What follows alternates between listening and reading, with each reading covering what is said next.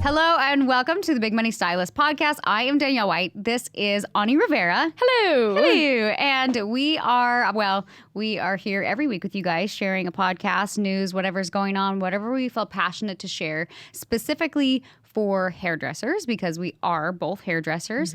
And so last week was really a funny show. It was really good. And it was meant to be serious, but the minute you called me Gollum, I turned into Mr. Burns, and it was funny. Last night I was texting Ani, and I literally put a picture of Mr. Burns and Gollum together, and I was like, turns out we're just a couple of old bald men, and you need to brush your teeth.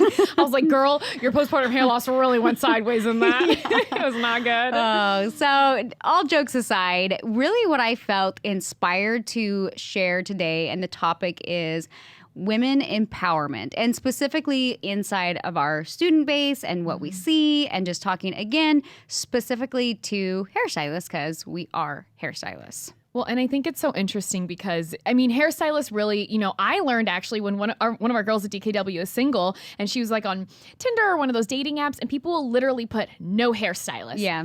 Haven't you seen the Crazy Hot Matrix? Someone sent that to me, and I was like, oh, so hairstylists were known for being the hottest and the most freaking psychotic on top of it. Yeah.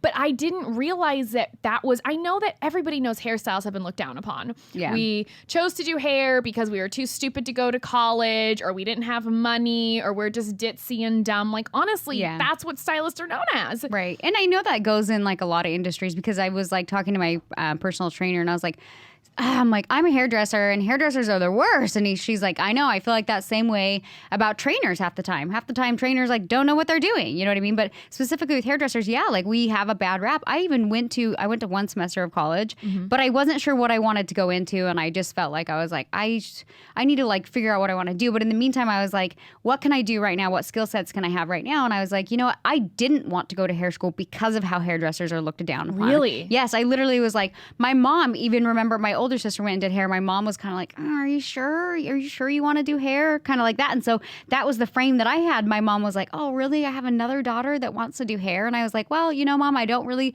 know what I want to do with college, and I want to be effective with my time. So at least if I have a trade or a skill. And so I went to hair school, and then it's weird. I actually like really liked it. I'm like, you can make really good money. Like you can make as good money as a hairstylist as you could with a lot of people that have a degree. My youngest sister went to college, graduated, and even out of the gate as an early hairdresser, I made more than she has with her degree. Wow. So I forget you have like 16 siblings, man. I'm from Utah. We got, Those Mormons, they just have so many kids. Got a lot of kids going on. I will never forget in high school, which for me was a solid 12. Oh my God, it was like 12 years ago now. Holy shit. Danielle, how long's it been for you? I don't know. But it's even then, I remember my senior year, it was one of my business classes, and we had to write this whole big thing about what we wanted to do, why we wanted to do it.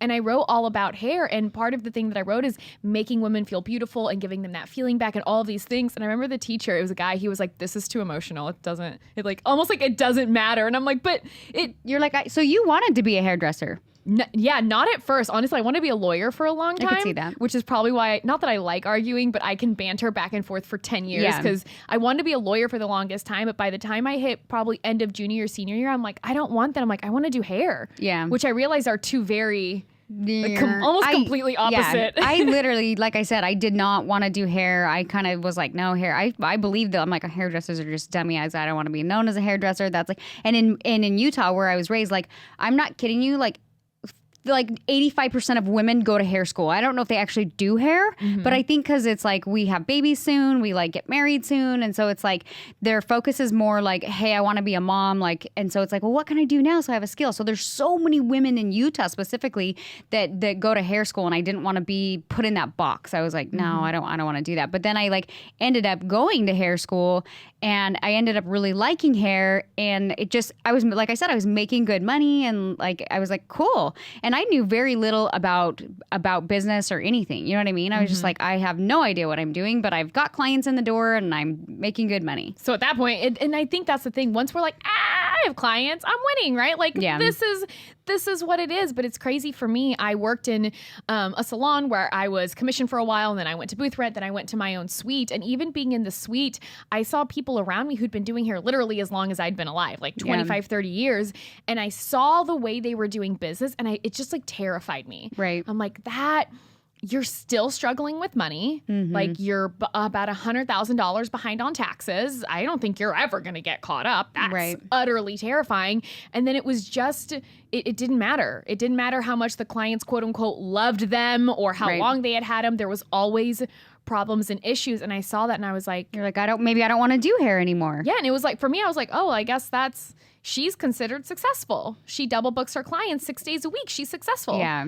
But I think we think, oh, we're making good money. And then what happens is like for me, the minute I had my first baby, I was like, oh shit, I gotta pay for daycare or babysitters. And then I was like, God, by the time I pay for childcare, like I'm not making that much money. You're probably going in the negative. Like literally once I had to pay for all my supplies plus childcare. I was like, this to me is not worth going into work a full day. And I was kind of in this crossroads where I was like, cool, should I stay home and be a stay-at-home mom or should I do hair? And I always continue to do hair because I started to fall in love with like the transformation of people and how they felt beautiful. And like I started to really enjoy just working with people and making them feel beautiful. And so for me, I was kind of like, I don't care, even if I just make a cut, a little bit extra, because at the time my husband was paying the bills.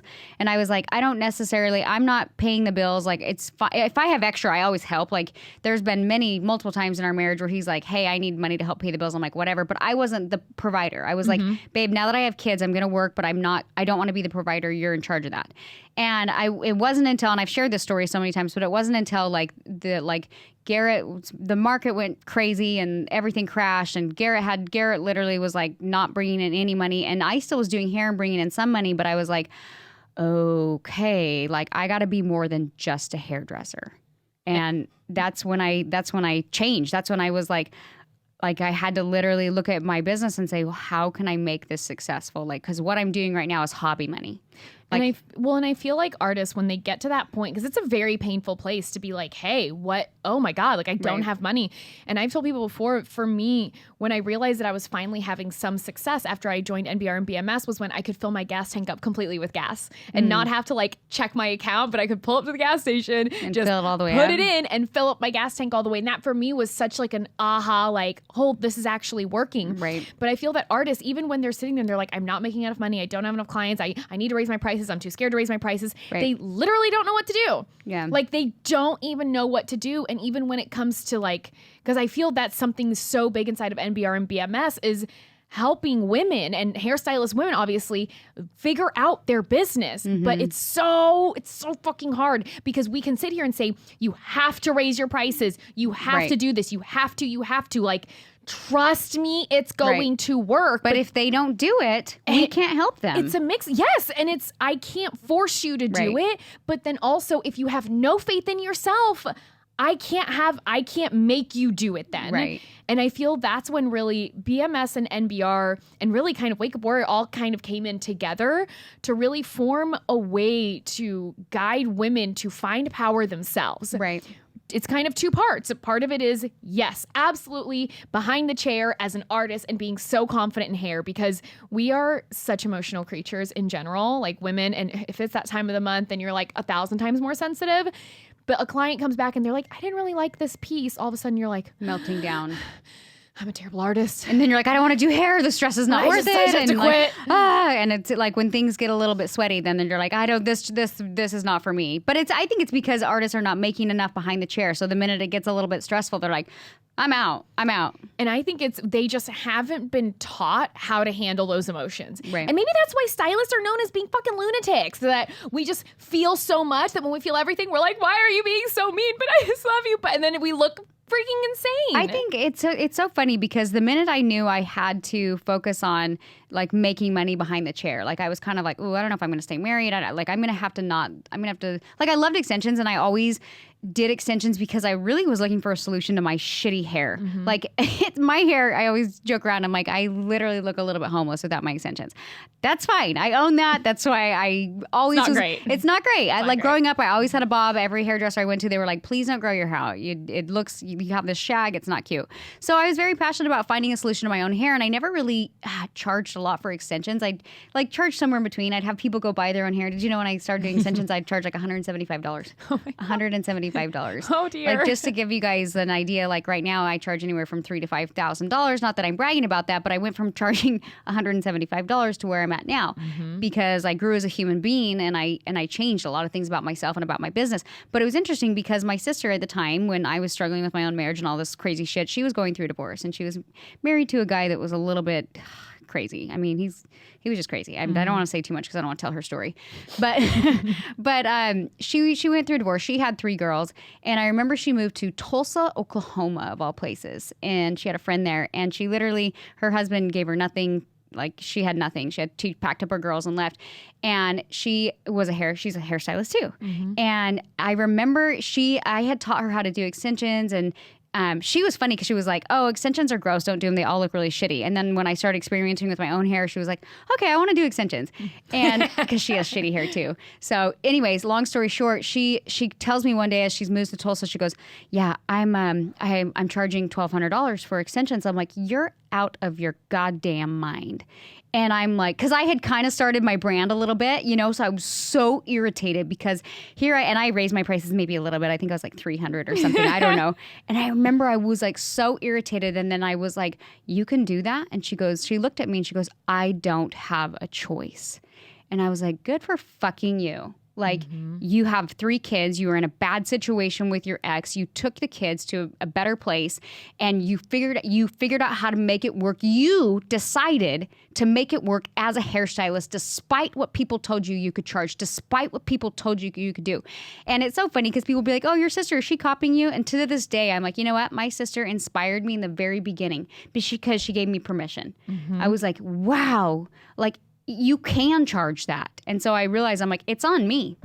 It's on me to change. It's on me to change the process, the thought process of rows were looked at as cheap. They were. Like, I remember people were like, gross, you do rows. And that's why I was so cheap, because I was like, yeah, $50 a row. There you go. Bam, bam, bam. And a color on top. $175. You know what I mean? Because nobody was charging for rows. And then I was like, but why are they not charging a lot for rows? They're better on your hair. They fill it in better. You can pull your hair up. And I'm like, because of bad positioning and because flat out, I just believed what everybody told me to believe about rows. And that kind of goes with the entire hair industry and everything that goes with it. Oh, well, someone told me I just have to sit here and wait for clients. Well, they told me that I can't really up my prices. Right. Well, they told me that I can't do this. And it comes to a point where then it's like, okay, but who told you? Yeah. Okay, but who told them? But who actually decided that this was like the lay of the land and that's how it just had to be? Right. But I love that what you just said, that your sister, like, she just made a choice. Like, it was just a decision. And I feel that even one of our artists inside of DKW Academy, she messaged me. I might have talked about this before, just told you later, but she messaged me and she's like, I thought you and Danielle were full of shit. Like, nobody can fucking do this. This doesn't actually work. It's not going to work for me. She goes, I've been working myself ragged these past 3 weeks. And she's like, and now I sit here and I realize I can never do this again. Right. She's like, I'm changing. And I asked her, I said, okay, well, what are the 2 big problems you see? And she's like, my pricing and the days that I work. I'm like, what can you do to fix it? She's like, I'm going to up my prices. And she's doing it a significant amount because I think artists, they freak out and they're like, but if I lose clients, then I'm losing clients and less money. Right. Not if you have the right clients in your chair. Right. And then that's when she made a decision. She's like, I'm upping my prices, I'm dropping down my days, and it's an end of discussion. Well, at some point you have to be self-interested, right? And I remember like thinking like, oh, I can't charge this, I can't do this, I can't, like, even like down to like Garrett and I moved so many times and like I had so many voices in my head, and it was like you have your social norms that you have to agree with, or your family or your friends or your bubble or whatever you're in, and the minute you like step outside the box, you feel this overwhelming sense of like, I can't do this. But then at some point you're like, I have to be self-interested for me. Because if I win, my kids win. And if my kids win, then it just is a trifecta of multiple people that you're helping down the road. And so that's how I literally had to look at it whenever I was scared or I was like, you can't charge this, you can't do this, you can't do this. And I was like, fucking get out of your own way. Like, fucking get out of your own way, because who are you not inspiring? Who are you not helping by simply saying, I can't do this? Who's making up the goddamn rules? You are. And that's why, and even when it comes down to fear, because there's so much fear base inside of everything we do. And it doesn't matter if you're brand new to the industry, it doesn't matter if you've been here for 10 years, 15 years, doesn't matter if you're a trainer or a student, like, it really doesn't matter. Right. There's fear involved in everything. And I've said it time and time again that I left my entire clientele. I was working 3 days a week, making over 20 grand a month. Like, I worked for myself. I was doing just whatever the fuck I wanted. It was awesome. But you saw a bigger picture. Yes. And I've always said I knew to not come here and not help other artists and other women find that same place and find that same power that I found, not just in my business, but in my life. I've made some really hard fucking decisions, very difficult decisions, that would have been the most selfish thing I'd ever done. Right. Because while I was able to go off of literally blind faith, nobody had ever done it, like you were the only one, but there was no proof in the program. There was nothing. I had to have faith in myself to know at the end of the day, I'm not going to let myself fail. I will do whatever it takes to succeed. Right. But now then I realize I can become a voice for those who are even more scared, for those who have more on the line, for me to say, I fucking get it. Like you guys said jump. I was like, eyes closed. I'm like, I'm jumping, but this is the scariest thing I've ever done. Okay. And it worked. Right. And for me to hide that and like keep it like my dirty little secret, to me, that's disgusting. I felt like even when I started charging more with extensions and I was like, oh, I got to share this, because I remember having the same situation. I worked in a ton of different salons and I'd see these artists. I'd seen single mothers who had like, 3-4 kids in Utah, like 10 kids, whatever. But I saw them like punching the clock and literally making like $15 an hour because like it was just a job and they got to do this. And it's like, I so bad wanted to help them, because I would show up and I'd work 3 days a week and I would just do extensions and I'd make as much as they did in 6 days. And they'd say, how do you do it? And I said, because I decided I'm only doing extensions and I decided I'm only going to charge this. And they're like, oh, man, I can't do that. Or it's like good for you, but that works for you. It'll never work for me. Or, but I'm in a small town. You don't understand. It's like, no, we've had students in the tiniest, dinkiest, I worked in a small town. And it's so funny because I'm not even going to say what small town it is anymore. I don't really care. But I worked in a small town where like you would lose service and I'd be like, nope, just keep going past the farm.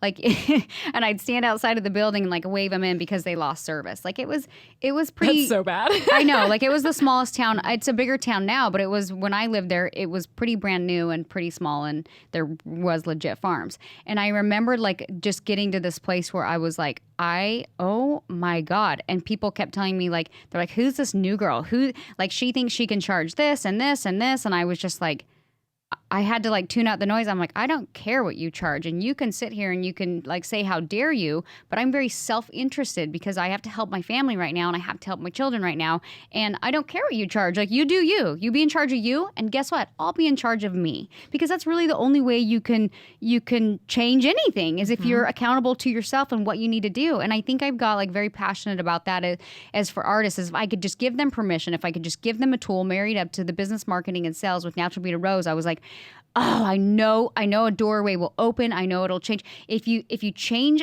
a woman's life, you change your children's life, you change the family's life. And like I said, you literally, you start changing the world. And as silly as that sounds, everybody is affected by one person inspiring change in another.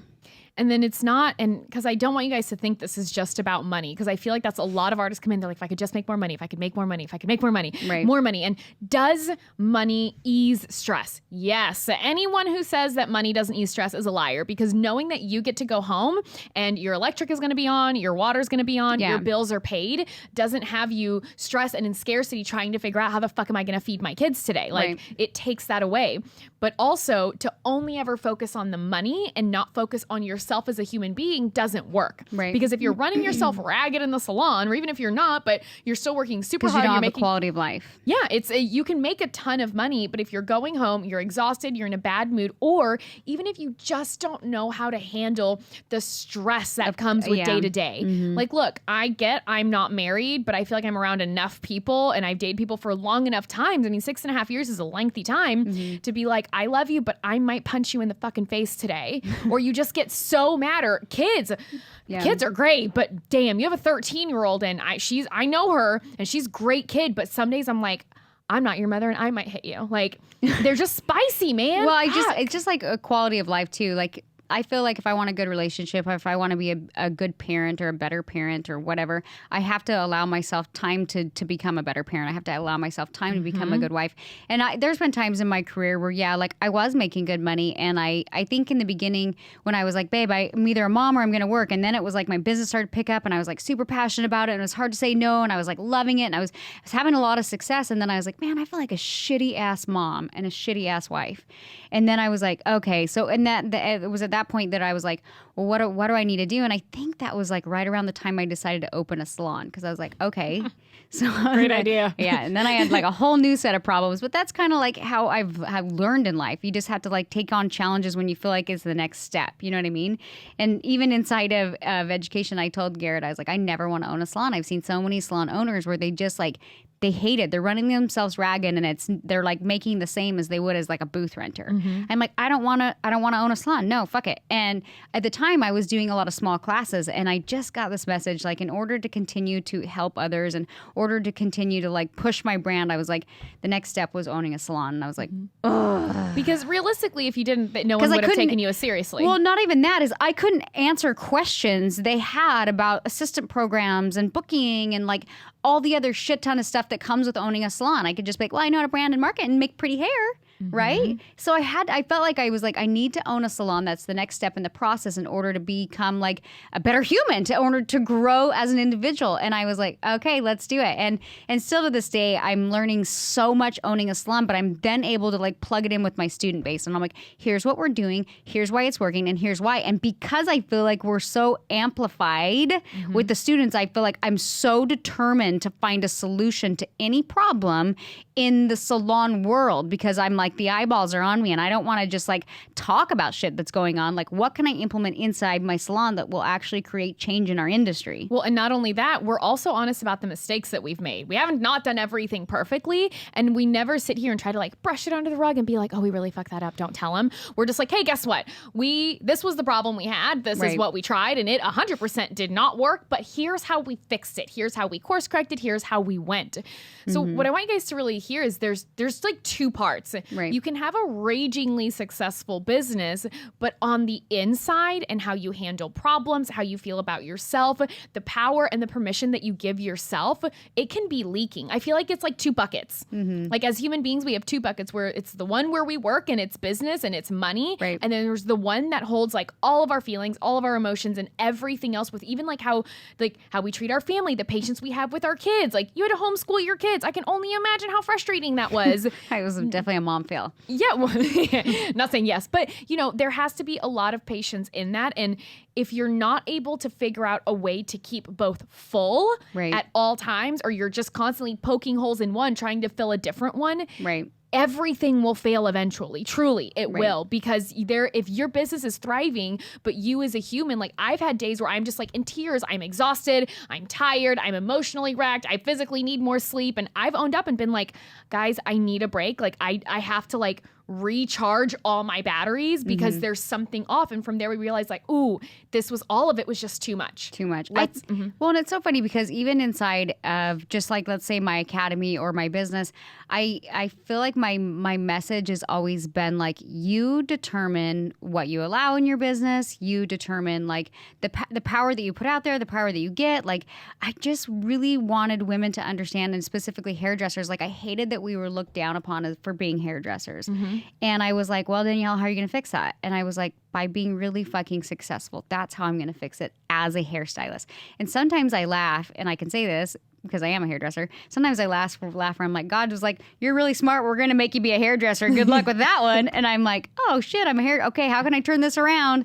And I just think I got this message early on, like, yes, you can be an artist, but you can be a really good business owner and a really smart artist. And it's not that the hairdresser is a bad person, but in every business, you have to be business savvy, right? Mm-hmm. Every entrepreneur has to be somewhat business savvy. And so I feel like with the tool of Natural Beaded Rows and the business marketing and sales, it really helped empower artists to be smarter behind the chair. Mm-hmm. And that was like my goal. Is I was like, the rap that we get for hairstylists being stupid is because hairstylists are making stupid decisions. Well, and here's the deal. You want to be taken seriously? Make fucking money. Yeah. Make money, because, and as shitty as it sounds, money talks. Even when back in January when I was in Tennessee at that ClickFunnels, so ClickFunnels is this software that we use. It's amazing. This was a group of 5,000 people, and you get awards. Oh, I remember you telling me that. Yeah, like you get awards, and your like badge has a special little tag on it. Like if your business has made X amount, and I have a little tag on my badge because I was there for NBR, and people would be like, "Oh, you hit the club," and I'm like, "Yeah," and they're like, "What do you do?" I go, "Hair." And they're like, that was what? Yep. What? I could have gone into, oh, well, I'm the educator for this and we do this. You And could have made it fancy, but you just said, I do hair. Nope. And I kept it simple. They're like, oh my gosh, that's so cool. What do you do? I go, hair. And it was literally, you could see almost like the gears go, break, and then be like, hair. How did you use funnels? I said, yeah, I have for 4 years now. And they're like, how did you do that? I'm like, well, let me learn you some knowledge today on how it's literally changing an industry. But that even put it in perspective. And one of the speakers went on stage and she's like, I used to do hair, but I don't want to be just a hairstylist anymore. I wanted to be more. And I'm like, that's how they're looked at. Yeah. And it drives, and like I said, I got it. I jumped into this industry like, nothing else to do. I guess I'll do it as a side hobby. And then when shit got serious, I was like, you know what? You can use a skill of hair, but you have to marry it up with being real fucking smart and real business savvy. Ignorance will not serve you. You can't just be good at the art alone. And so I spent years and years of just obsessing with marketing and obsessing with like, if I didn't know something, I'm like, I'm going to have to fail. I'm going to have to fall on my fucking face and I'm going to do it in front of people and I'm just going to do it because that's how I'm going to learn and grow. And that's literally how it's happened. Honestly, it's happened. It's happened in the 2.5 years I've been here. And we just kind of looked at each other and we're like, yeah, that was bad. Yeah. Okay, so that didn't work. That did not work. And how did we fix it? Where did it go? But I like that we've literally taken a step back and been like, okay, yes, this thing happened. But how the fuck did we even get here? Yeah. Like what did we not see? And hindsight's always 20/20. Like really, truly it is. And we've sat back and been like, that was a red flag. That was a red flag. That was a red flag. We ignored all of these. Oh, well, that's how we ended up right there. You know what I think of too? I think of like business as being almost like a marriage. So like, for example, Garrett and I have been married. God, how old was I when I got married? I got married at 20 and I'm 37 and we have our 18th wedding anniversary this year. No, 17th. 17th. Okay. So, and we've dated for 2 years. So 18, 19. So we've been together for 20 years. Jesus, like half my life, right? So I think of a business almost like a marriage in the sense that like 5 years in, we were in La La Land, right? Then like the 7-year pocket hits and I was like, I fucking hate you. And for a solid probably another 7 years, let's think if I'm doing the math correctly, I just was like, but what took us like 7 years of buildup of like just like doing shit wrong in our relationship, I was like, okay, so I could just be like, fuck it, I'm done with you. But maybe like it's gonna take me, if it took 7 years to get into this pit, I'm gonna have to be really, really patient. And it took us probably 4 or 5 years consistently working on our relationship to where finally, like the last few years, I'm like, God, I really like you. Like I feel like I came to the company when you guys were getting out of that hole. We were just truly getting, like seriously, that's how I feel. I know it's been good. Like right when I got pregnant with Isla, we were having a lot of sex because things were good. Okay, so that's like hearing about my parents fucking. It's so all right, Mom. Jesus, ew. I'm not that old. But I'm just saying. Like I always wanted more kids, but I wasn't solid with my relationship with my husband. And then finally, when I started to like him, I got pregnant. So that worked out well. But what I'm saying is like you have to be patient. If you have years of bad patterns and behaviors inside of your business, you're not going to change overnight. You're just not. And so I think a lot of people get overwhelmed with like, oh my God, it's going to be so much work to dig myself out of this hole. But if you don't, you're just going to continue to stay stuck and nothing will change. And change only comes within you. Well, and even our academy is 18 months. And it's only a year and a half, guys. But people hear that and they're like, 18 months? Ugh. And you're like, you could be halfway done by now. And literally, but then I'm like, okay, hold on. You've already spent 5, 6, 7 years doing all of the wrong shit in the industry that got you into all of this trouble. And you're telling me to fully dedicate for a year and a half to set you up for the next 20, 30 years is now too much? I'm going to have you consider you might have a commitment problem if you can't even commit to yourself to go all in when there's literal proof, like living, breathing, walking proof from students that it works. I think, unfortunately, like people like to put a Band-Aid on something. Like they're like, the pain's not that bad. The pain's not that bad. And for me, when I've had to make really hard decisions in my life, I'm like, I can't sink any lower. The pain hurts so bad. And now I try to recognize signs of when I'm like going back to those old patterns and behaviors and correct myself so that it doesn't hurt. It's like life can be tricky, life can be painful, life can be hard. But I'm like, I will not go down to that level anymore. I've worked too hard to get to where I am in life and business and my marriage and everything else. But I still have some of the weird quirks that drive me nuts about myself, right? Everyone does. So I just try to like correct along the way and always try to be like a better human being and not wait till I get to that point where it's like, like address the problems. You know what I mean? Like not wait till it's so painful. And then I'm like, I have nowhere else to go. Like I don't like, I was giving this example, like with this last baby, I lost the weight so fast. And all I did was just like cardio all the time. I was like, I just ate like broccoli every day and cardio every day. Fucking hell. I literally, because everyone told me, they're like, oh, well, you're 37 now. So like, it's okay if it takes longer. And I was like, my mission statement is to now do it faster than when I did it in my 20s. So thank you for telling me I can't. I don't know. I lost the weight really fast, but I wasn't doing any weight training. I remember looking in the mirror and I was like, what the fucking flapjacks of an ass? Like literally I was like, I'm skinny, but I've never been like, what? Like you're skinny fat. I was skinny fat. I've never been skinny fat. And I was like, oh my God. So I had to like go back and like change how I was doing things and start lifting weights and do all this crazy shit. I don't remember even why I was sharing this story. Damn it. It was really good. What's it? What were we talking about before that? Before that, we were... Fuck. I don't know. But anyways, I realized that I had to lift weights to get my shape back. Fuck, it was a really good parable, and I don't even remember it. The hell were we talking? I don't know. Making decisions. You're never going to let yourself go back down to that place of pain. Oh, yeah. That low. You're going to pull yourself out because you have quirks that you still don't like, even something that you noticed when you got pregnant.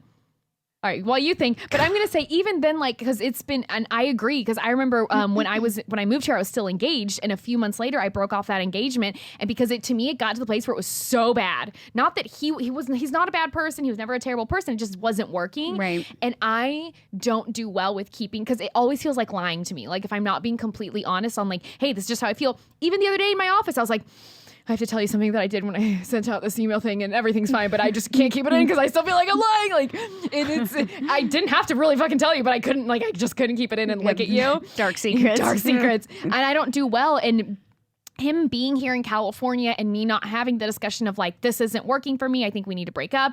Literally, like, I would see him be like, hi, everything's great. I have to go to work, and I have to work from Warrior today. So, no, I didn't. I never had to. I would leave, go work from somewhere else all day long, come back, take a shower, and like cry in my shower because it was so painful. Oh, because you didn't want to like face like what was going on. Hell no, I didn't want to fucking face it. That was going to be a terrible conversation. Yeah, it's a hard conversation. Yeah.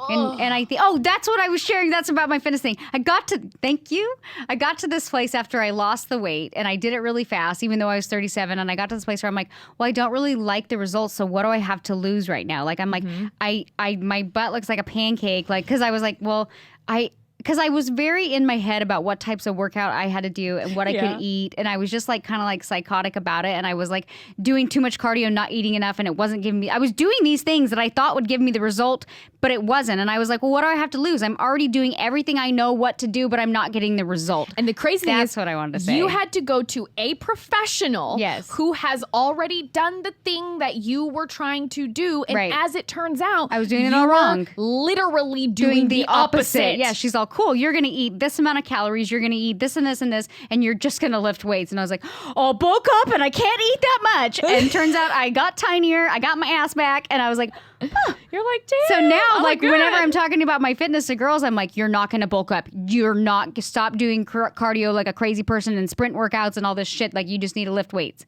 And so it was just weird because I got to this place where I'm like, oftentimes we don't even know what we're doing, and we think we're doing everything in our capacity, but you have to look at your results that you're getting. And that's always what I say. I'm like, I'm very result driven because I get to this place where I'm like, I'm just obvious. I don't know. If you don't like the path, the result that you're going to get going down this path, you have to change the path. And you have to educate yourself on how to change that. Like I did, like I said, I was doing everything I knew to do, but obviously it wasn't working. And change can be scary and change can be uncomfortable. But I was like, well, I've seen your workouts. It's very uncomfortable. I was literally like, well, if I look like a man, I look like a man. So let's just fuck it. Let's try it. And turns out I don't look like a man. I just like toned up and tightened up and lifted my butt cheeks back up, whatever you want to call it.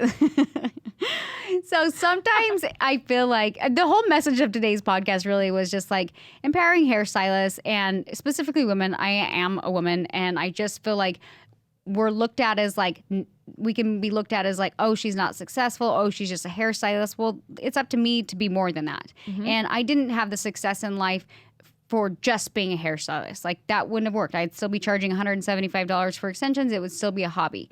Change was on me. And I had to go through some crazy mentally daunting things in my life that allowed me to give myself permission to have the success that I've had. And now I feel like I have a level of respect, not as necessarily a hairdresser, but as a business woman. So one for me, I just had to have faith in someone who'd done it before. Like, even though I was like, I'm not her, I don't have her story, I don't have her clientele, I lived in Missouri, I'm like, I'm not in California. I just had to have some faith, like, hey, someone already did it. There's proof that it at least works to a certain extent. Right. Fuck it. What, like, why not do it? Because if not, I already saw the path I was going down. I was like, I won't be that person. Right. I'm not doing that. And you that. were early enough in your career and young enough to where, and you didn't have kids where you were probably like, you saw a pocket, but you saw a pocket where you're like, I can go down this path and that terrifies me.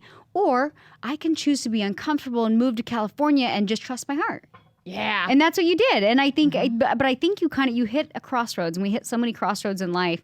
And it's like, every time I make a choice, it's like, and I'm sure a lot of women do this, like they play out like multiple scenarios. 10 years down the road already. Yeah. I was watching the funniest, it was a Jerry Seinfeld comedian show, and he was like, he's like talking about how women are like crazy, and he's like, you can't like win because they've already like made up every scenario past that, and they're asking you, if this scenario happened, what would you do? And he was like, it was so funny because he's like, and you feel like you're in trouble, but you've not done that. They make up stories in their head and then ask you what you would do if it happened. I'm like, yeah, we just do that, guys. We're gonna have to turn this off so the guy I'm dating doesn't hear this. But don't you think that? Like, I did this the other day. You're like, I don't want to feel like a crazy person, but where were you, Garrett? He's like, I was at the office. I'm like, oh yeah, were you though? But it's 7:05. Like, yeah, but then I'm like, you don't really care. I'm like, I don't. But our minds go there. I'm like, wait, what is he doing? Holy fuck. So you're not wrong. And I'll just say, to kind of like end this for me, is the question I've always asked myself is, which one would I regret more?